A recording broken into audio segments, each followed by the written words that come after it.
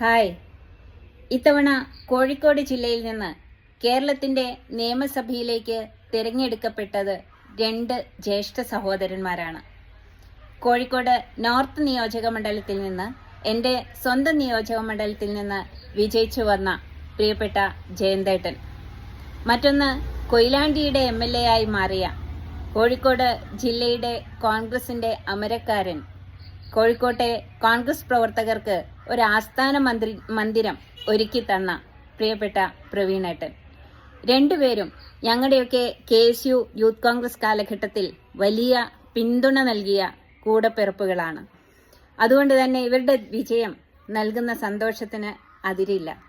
നാളുകളിൽ സ്വന്തം നിയോജക മണ്ഡലത്തിലെ സാധാരണക്കാർക്കു വേണ്ടി ശക്തമായി നിലകൊള്ളാൻ, അവർക്കു വേണ്ടി സജീവമായി പ്രവർത്തിക്കാൻ രണ്ടുപേർക്കും സാധിക്കട്ടെ എന്ന് ആത്മാർത്ഥമായി ആശംസിക്കുകയാണ്. നിങ്ങൾ ജനപ്രതിനിധികളാകുന്നത് സാധാരണക്കാരുടെ ശബ്ദം ഉയർത്തുന്നതിന്, അത് നിയമസഭയിൽ എത്തിക്കുന്നതിന്, അവരുടെ പ്രശ്നങ്ങൾക്ക് പരിഹാരം കാണുന്നതിന്, അതിനുവേണ്ടിയാണ് എന്ന നല്ല ബോധ്യമാണ് നിങ്ങൾക്ക് വേണ്ടി രാവും പകലും പ്രവർത്തനത്തിനിറങ്ങാൻ സാധാരണ പ്രവർത്തകരായ ഞങ്ങളെപ്പോലെയുള്ളവർക്ക് സാധ്യമാക്കിയത്. അത് നിങ്ങൾ ഇനിയുള്ള പ്രവർത്തനത്തിൽ കാണിക്കണമെന്നുള്ള അഭ്യർത്ഥനയാണ് ഈ സമയത്ത് വയ്ക്കുന്നത്.